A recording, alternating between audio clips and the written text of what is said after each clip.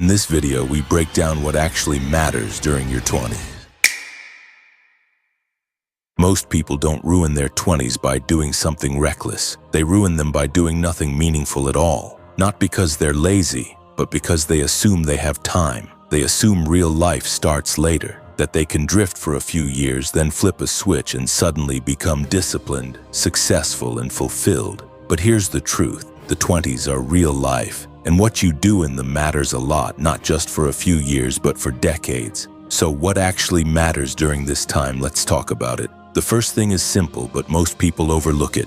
Use your time well. Not every second has to be optimized. Not every day has to be a hustle. But you do need to realize this. Every hour you spend, you're either planting seeds for your future or you're just wasting your potential. Your 20s are the best years to build skills, not just chase distractions. Read books that challenge how you think. Learn things that make you valuable. Coding, writing, sales, public speaking, design, leadership. Take care of your finances. Start investing even if it's small. Not because you want to be rich next year, but because smart decisions compound. Most people don't fall behind in life because they're unlucky. They fall behind because they waste the years when it was easiest to get ahead. And while you're building, don't be afraid to fail. Don't be afraid to experiment, to fall flat on your face. This is the time to try different paths. Start something and walk away if you're not feeling it. Take a job that stretches you.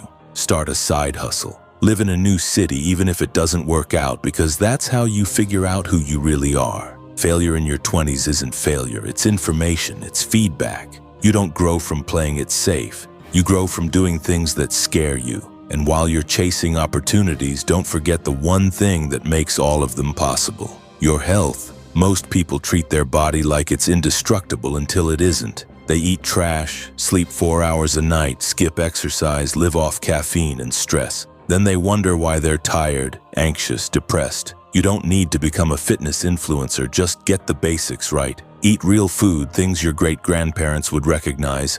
Move your body every day, even if it's just a walk. Lift something heavy, sweat, get quality sleep.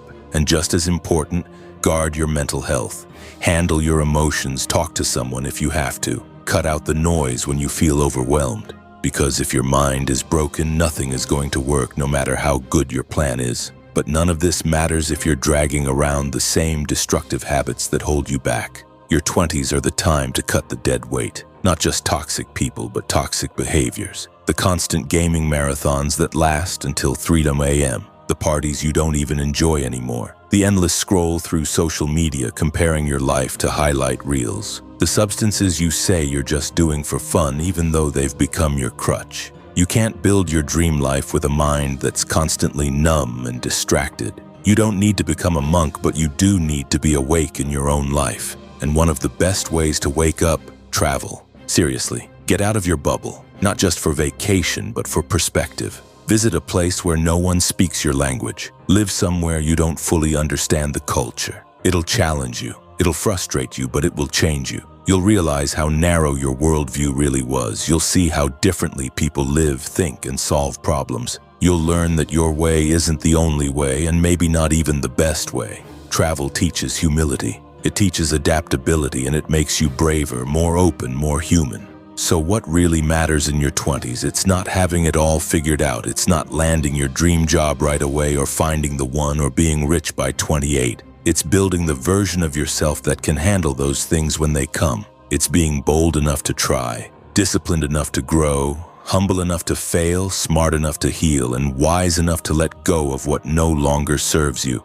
Because at the end of the day, you don't get these years back. So don't waste them coasting. Don't waste them waiting. Don't waste them being afraid of messing up. Live, build, fall, get up, learn, repeat.